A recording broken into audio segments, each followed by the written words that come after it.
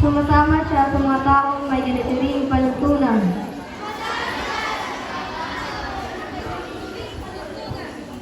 Tumutulong siya sa pagpapanatiling malinis na tahanan at pamayanan.